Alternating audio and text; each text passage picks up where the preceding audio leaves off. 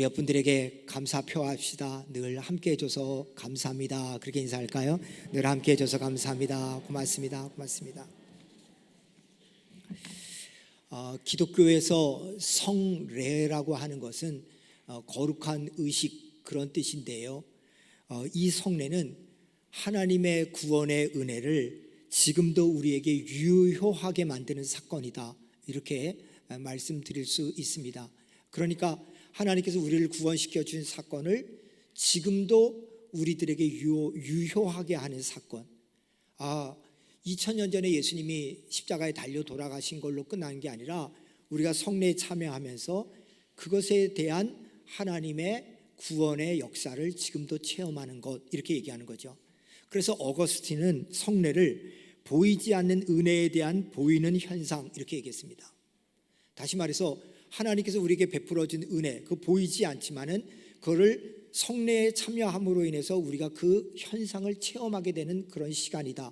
이것을 성례라고 얘기하면서 거룩에 대한 보이는 예표다, 이렇게 말한 것입니다. 그렇기 때문에 성례는 하나님의 입장에서는 여러분과 저에게 내가 너희들을 이렇게 사랑한다, 그래서 예수를 보내고 구원시킨 것이다 하고 드러나는 표고, 우리 입장에서는 하나님께서 나를 구원시켜 주셨습니다. 내 죄를 용서함 받았습니다. 이제 내가 성찬에 참여함으로 주님과 하나 되고 믿음의 식구들과 하나 됩니다 하는 그런 표를 나타내는 겁니다. 그래서 성례라는 말의 라틴어인 세크라멘툼, 이 말은 군인의 충성 맹세, 이런 뜻과 같습니다. 그러니까 우리가 세크라멘트, 이게 성례인데, 제가 일부 때는 영어 발음을 안 했는데 아들 녀석이 와가지고 안 했습니다. 뭐 좀 발음하면 뭐 발음 이상하니 어쩌니 그래서 안 했는데, 근데 여러분, 이 세크라멘툼이라는 이 라틴어는 군인의 충성 맹세, 이렇게 뜻하는 건데요. 다시 말해서 우리가 성찬식에 참여하면서 군인이 나라에 대해서 충성할 것을 맹세하듯이 우리 주님 앞에서, 주님, 나는 이렇게 살기를 원합니다. 나는 정말로 하나님의 은혜 가운데 이렇게 거하기를 원합니다 하는 그런 의식이라는 겁니다. 근데 기독교에서 성례라고 하는 것은 딱 두 가지 있습니다. 하나는 세례고 하나는 성찬인데, 여러분, 이 성례라는 것을 되게 우습게 생각하는 분들이 있는데, 여러분, 성례라는 것은요, 기독교에서 딱 두 가지뿐이 없는 거룩한 의식이라니까요. 하나는 세례인데, 세례는 일회성이잖아요. 여러분과 제가 다 받았잖아요. 그건 딱 한 번이에요. 그걸로 옛사람은 죽고 새 생명을 얻은 새 사람이 되었다는 표시입니다. 그런데 성찬이라는 것은 우리 예수님께서 뭐라고 말씀하셨냐면, 너희들이 천국에서 아버지 나라에서 새 것으로 먹고 마실 때까지 계속해서 우리가 반복하면서 하는 겁니다. 그래서 성찬에 여러분들이 오늘 참여하면서 또 앞으로 성찬에 참여하면서 끊임없이 우리 주님께 맹세하고 이 성찬의 의미를 생각하고 그러는 시간이라는 겁니다. 그렇기 때문에 성찬에 참여한다는 것은 복 중의 복입니다. 여러분, 이건 아무나 참석할 수가 없는 거거든요.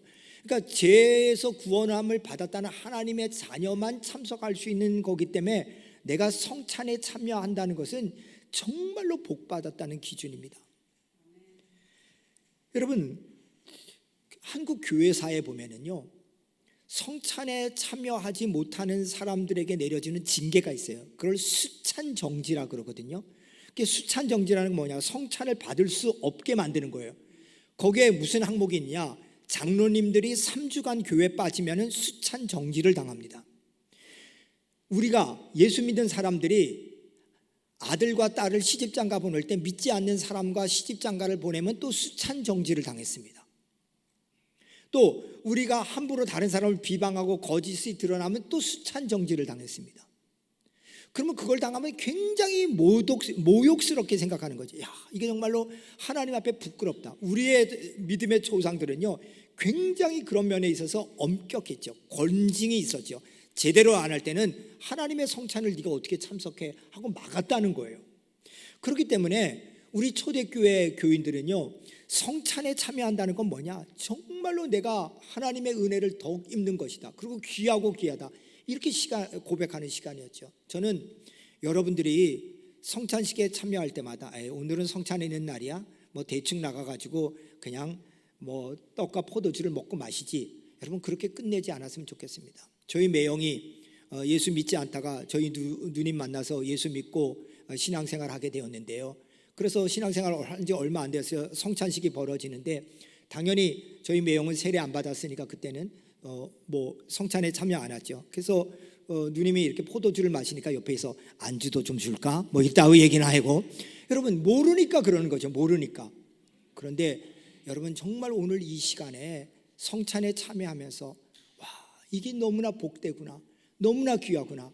오늘 꼭 그것을 받아 누리시는 복된 시간 되기를 주님의 이름으로 축원드립니다. 오늘 본문 23절에 보니까 내가 너희에게 전한 것은 주께 받은 것이니 이렇게 얘기했습니다. 여러분 이 말이 굉장히 중요합니다. 바울이 지금 고린도 전서에서 성찬에 관해서 얘기하는데 이거는 예수님께서 제정하신 것이라는 겁니다. 그러면서 성찬에는 세 가지 목적이 있는데 이 세 가지 목적이 전부 다 우리에게 동사로 얘기하고 있습니다. 첫째는 성찬의 목적은 기념하라, 리멤버하라는 겁니다. 뭘 기념하라는 겁니까? 주님이 행하신 일을 기념하라는 것입니다. 오늘 본문 23절 25절에 보니까 주께서 잡히시던 밤에 떡을 가지고 축사하시고 떼어 이르시되 이것은 너희를 위하는 내 몸이니 이것을 행하여 나를 기념하라. 이렇게 썼죠. 기념하라 그렇게 얘기했어요. 그리고 식후에 또 이와 같이 잔을 가지고 이르시되 이 잔은 내 피로 세운 새 언약이니 이것을 행하여 마실 때마다 나를 기념하라 이렇게 얘기했습니다. 그러니까 여기서 기념하라는 것이 뭐예요? 구체적으로 얘기하면은 예수님이 나를 위해 죽으신 죽음을 기억하라는 거예요. 그걸 remembrance, 예수님이 나에게 행했던 것을 기억하라는 거예요. 그러면 예수님의 죽음은 어떤 죽음이에요? 이사야 53장 5절 6절에 이렇게 나와요. 그가 찔림은 나의 허물 때문에, 내 허물 때문에, 그가 상함은 내 죄악 때문에, 그가 징계받으면 내 평화를 위해서, 그가 채찍 맞으면 내 나음을 위해서. 뭐예요? 나를 위해서, 내 죄 때문에, 내 대신에 그렇게 용서한 사건이 십자가의 사건이란 거예요. 우리는 다 양 같아서 그릇 행하며 각기 제 길로 갔지만은 여호와께서는 우리 모두의 죄악을 그에게 담당시키셨다. 다시 말해서 예수님의 십자가는 뭐예요? 우리가 책임져야 될 죄의 값을 예수님이 대신 져준 사건이라는 거예요. 그러니까 너희들은 성찬할 때 이걸 기억하라는 거죠. 그래서 오늘 본문에 보니까 예수님이 성찬을 떡과 포도주로 하는데 23절 24절에 이렇게 얘기해요. 주께서 잡히시던 밤에 떡을 가지고 축사하시고 떼어 이르시되 이것은 너희를 위한 내 몸이니 이것을 행하여 나를 기념하라 이렇게 얘기했어요. 여러분 예수님께서 뭐라 그래요? 축사할 때 떡을 떼어가지고, 여러분 뗀다는 게 뭐죠? 여러분 이렇게 뗀다는 것은 이게 떡이라 그러면은 떡을 뭐예요? 여기서 이렇게 잡아 뜯는 거예요. 그러니까 예수님의 살점을 뜯어낸다는 거예요. 그걸 에클라센 이렇게 얘기하는 거예요. 이게 굉장히 과격한 용어예요. 여러분이 지금 있는데 여러분들이 저를 살리기 위해서 여러분들의 살점을 뜯어낸다. 여러분 이게 가능해요? 근데 예수님 그러셨다는 거예요. 머리끝에서부터 발끝까지 정수리에서 발바닥에 이르기까지 우리를 위해 흘리셨다는 거예요. 우리의 머리로 짓는 죄, 우리의 눈으로 다른 사람을 흘리면서 짓는 죄, 우리의 입으로 다른 사람을 비방한 죄, 우리의 가슴으로 정욕적이고 음욕의 죄를 품은 것, 우리의 발걸음과 손에 다른 사람을 삿대질하고 나쁜 길로 간 것, 그 머리끝에서부터 발끝까지 우리의 죄악을 용서하기 위해서 당신이 찢기셨다는 거예요. 그래서 머리에 가시관 쓰고 눈에 충혈이 되고 뺨을 맞으시고 옆구리에 피가 찔리고 손과 발에 못자국을 당하면서 우리의 모든 죄를 위해서 찢기신 살, 그걸 기억하라는 거예요. 이어서 25절에서 이 잔은 내 피를 세운 새 언약이니 이것을 마실 때마다 나를 기념하라 하셨으니, 여러분 피로 세운 새 언약이라는 거예요. 그러면 옛 언약이 있을 거 아니에요. 여러분 옛 언약은 뭐예요? 그건 구약에 나타난 거죠. 구약에서는요 사람의 죄를 용서할 때 짐승을 잡습니다. 근데 짐승을 어떻게 잡습니까? 제가 이렇게 닦아가지고 짐승의 머리에 손을 얹습니다. 그러면 내 죄가 짐승에게로 갑니다. 그리고 짐승을 뭐 하는 겁니까? 가르는 겁니다. 갈라가지고 뭐예요? 피를 나오면은 피를 제단에 뿌려요. 그러면서 뭐 합니까? 내가 이렇게 피를 뿌리면서 죽어야 되는데 저 짐승이 내 대신 죽음을 통해 가지고 내가 용서함 받았다는 게 구약의 옛 언약이에요. 왜 피를 흘리냐면 피는 생명이기 때문에 그래요. 그래서 레위기 17장 11절에 보니까 육체의 생명은 피에 있습니다. 내가 이 피를 너희에게 주어 제단에 뿌려 너희의 생명을 위하여 속죄하게 하였으니 생명이 피에 있으므로 피가 죄를 속하느니라. 여러분, 왜 피를 뿌려요? 피가 생명이니까. 그래서 언약식을 맺을 때는 언약 한다는 건 뭐예요? 언약식을 세운다라고 항상 표현해요. 구약 성경을 보세요. 세우다라는 말은 CUT, cut, 자른다는 거예요. 그러니까 하나님이 여기 계시고 여러분이 있어요. 그럼 가운데 짐승을 놓고 짐승을 잘라요. 그럼 자르면 뭐가 나오죠? 피가 나오는 거예요. 그래서 뭐 하는 거예요? 하나님께서 내가 언약을 지키지 못하면 내가 이 짐승처럼 피 흘리며 죽을 것이다. 네가 지키지 못하면 이 짐승처럼 죽을 것이다. 구약 성경 다 보세요. 언약을 세우니 다 그렇게 표현하고 있어요. 왜요? 그 피가 생명이기 때문에 너의 죄값은 피로 갚아야 된다는 거예요. 근데 그 피를 짐승의 머리에 손을 얹으면서 내 피를 전가시키는 거예요. 그게 옛 언약이죠. 히브리서 9장 22절에도 율법을 따라 거의 모든 물건이 피로서 정결하게 되느니 피 흘림 없은즉 사함이 없느니라. 다시 말해서 죄의 사함을 위해서는 반드시 죄값을 피로 물어야만 했습니다. 그런데 예수님께서 내가 그렇게 죽어야 되는데, 내가 저렇게 피 흘리면서 죄값을 물어야 되는데 예수님께서 대신 피를 흘려줬다는 거예요. 그걸 기독교의 용어로는 뭐라 그러냐? 대속이라 그래요. 여러분, 대속이라는 말은요, 어느 종교에도 없는 개념이에요. 부처가 인간을 위해서 죽었다, 마호멧이 인간을 위해서 죽었다, 이런 종교 없어요. 전부 다 종교들은 뭐예요? 신은 숭배받을 대상이고 우리가 깨달아서 해탈한다, 이렇게는 가요. 그러나 신이 나를 위해 죽었다, 대신 속죄했다, 그건 기독교만이 가지고 있는 독특한 용어예요. 그래서 예수님 뭐예요? 니네가 흘릴 피를 짐승 대신 내 자신의 몸으로써, 그리고 피를 흘림으로써 너희를 용서해 줬다. 이게 뭐예요? 이게 새 언약이에요. 그래서 예수님께서는 식후에 잔을 드시고 이 피는 너희를 위한 새 언약이니 이렇게 말씀하고 계시는 것입니다. 여러분 잘 아시다시피 이 어린 양의 표는 유월절에 행해졌습니다. 유월절은 여러분이 잘 아시는 것처럼 이스라엘 백성들이 바로에서 포로 생활을 당할 때 바로한테 가서 제발 살려달라고, 우리 해방시켜달라고, 그러자 애굽의 바로가 안 된다. 그럴 때 하나님께서 10가지 재앙을 내리고 마지막 10번째 재앙으로 장자를 죽입니다. 장자를 죽이기로 할 때 이렇게 말씀하셨습니다. 너희 어린 양을 잡아라. 그리고 그 피를 문설주와 문인방, 문 꼭대기와 문 기둥에 발라라. 그러면 그 피가 대속이기 때문에 내가 월담하듯이 유월 패스오버 할 것이다. 그게 유월절이에요. 예수님은 당신이 유월절의 어린 양으로서 유월절에 행하시는 겁니다.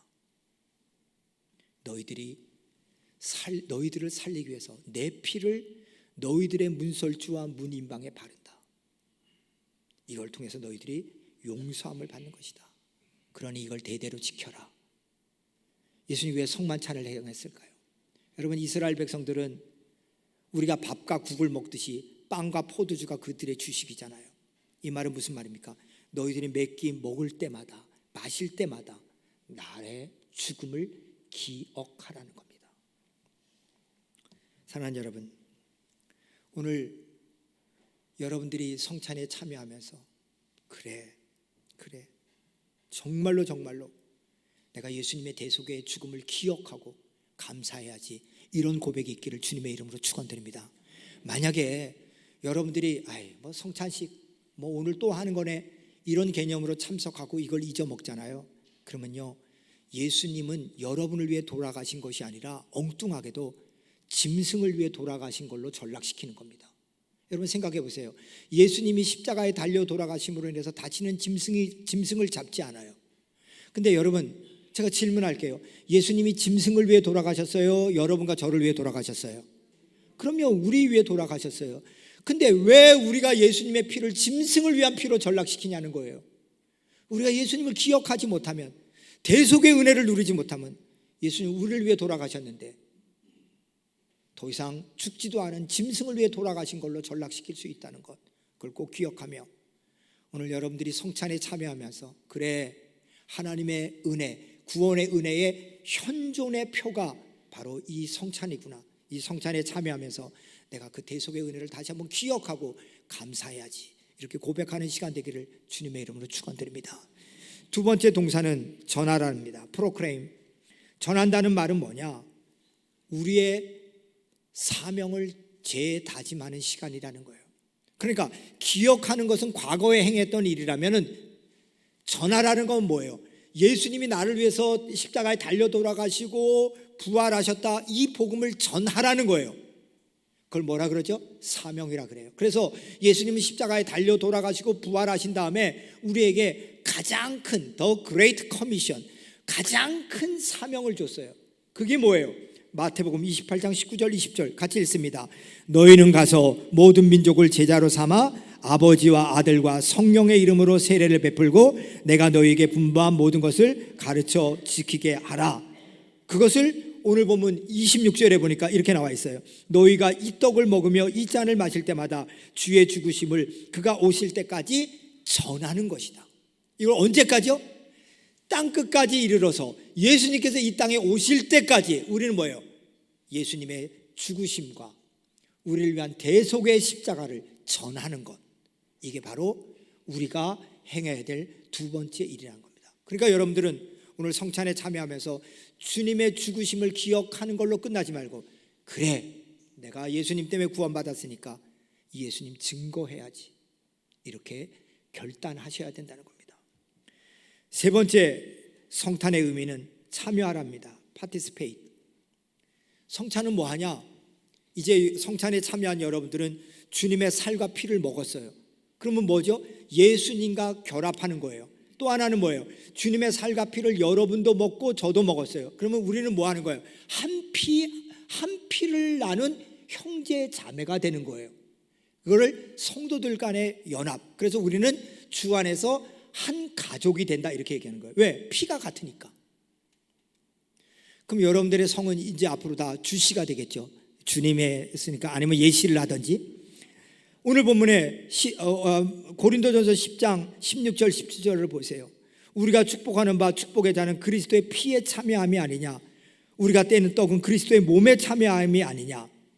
떡이 하나요 많은 우리가 한 몸이니 이는 우리가 다 한 떡에 참여합니다. 여러분 분명히 얘기하죠. 우리가 피를 나누고 떡을 떼음을 통해서 우리는 다 한 몸이 되었다는 거예요. 그렇기 때문에 오늘 여러분들이 그래, 내가 예수님과 이제는 하나가 되었구나. 그리고 우리 믿음의 식구들과 이제는 한 형제 자매가 되었구나. 예수의 피로 우리가 새로 태어났으니까 주 안에서 한 가족이 되었구나. 이것을 분명하게 깨닫는 그런 시간이 바로 성찬의 성예, 거룩한 의식이라는 것입니다. 그런데 우리는 솔직히 예수님과 하나 됐다는 것은 잘 누리는데 내 옆에 있는 형제 자매가 정말로 내 형제 자매일까? 그러지 못할 때가 참 많이 있죠. 왜 바울이 고린도전서에서 이 글을 썼을까요? 고린도 교회가 그래서 그래요. 여러분 고린도 교회는요 참 탁월한 교회였어요. 방언이 있었고 신유가 있었고 믿음의 역사들이 많았어요. 고린도전서 13장에 뭐예요? 엄청난 것이 나와요. 그리고 고린도전서 12장에는 모든 은사들이 고린도 교회에 다 있었어요. 근데 바울이 이 고린도 교회는 차라리 문 닫았으면 좋겠대요. 왜냐? 고린도 교회는 파가 나눴어요. 바울파, 게바파, 베드로파죠. 아볼로파, 그리스도파, 이렇게 완전히 나눴어요. 그리고 맨날 쌈박질을 해요. 그 쌈박질이 어디까지 가냐? 세상 법정까지 가요. 더 심각한 것은 성찬식을 하는데요. 성찬식은 뭐죠?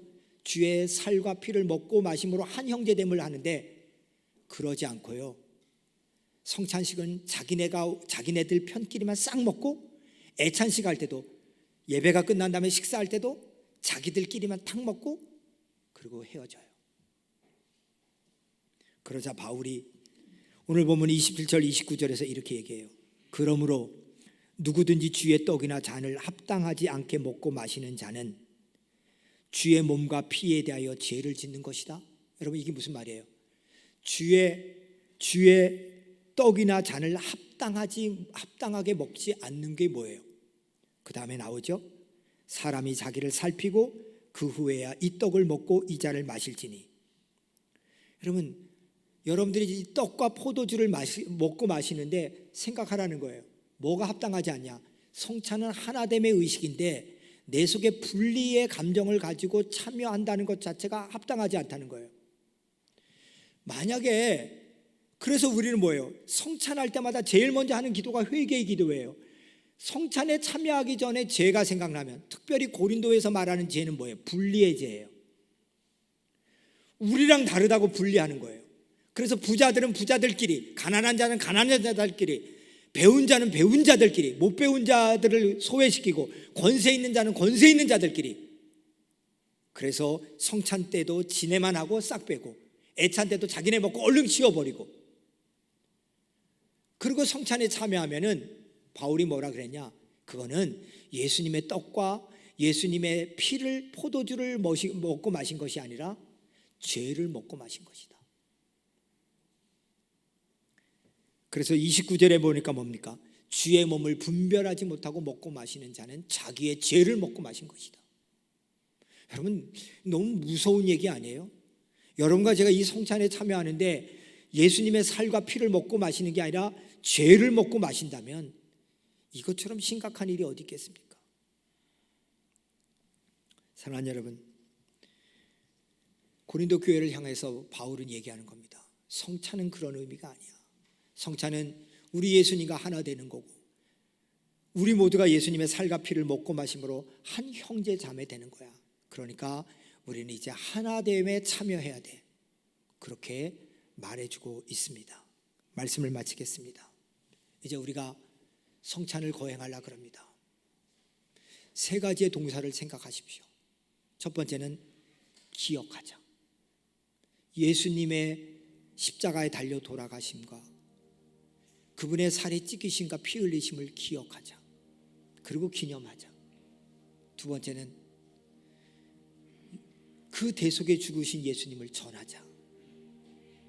복음을 전하자. 그리고 우리 모두가 이제는 성찬에 참여함으로 주님과 하나 되고 옆에 있는 믿음의 형제 자매와 우리가 하나 되었다. 이것을 여러분 마음판에 새기고 오늘 이 성찬에 임할 때 하나님의 은혜의 현존인 이 성례를 통하여서 여러분들에게 우리 하나님께서 베푸시는 은혜가 크고 클 줄 믿습니다. 저는 이번 성찬에 여러분들이 정말 새로운 마음으로 참여했으면 좋겠습니다. 그냥 나와서 순서대로 떡을 먹고 포도주를 마신다 이렇게 생각지 마시고, 주님, 나를 위해 달려 돌아가셨군요. 나를 위해 십자가에서 몸이 찢기셨군요. 감사합니다. 이제 그 예수님 나 증거하며 살겠습니다. 저 이제부터 믿음의 형제 자매들 사랑하며 살겠습니다. 그런 마음을 가지고 이 성찬에 참여하시길 바랍니다.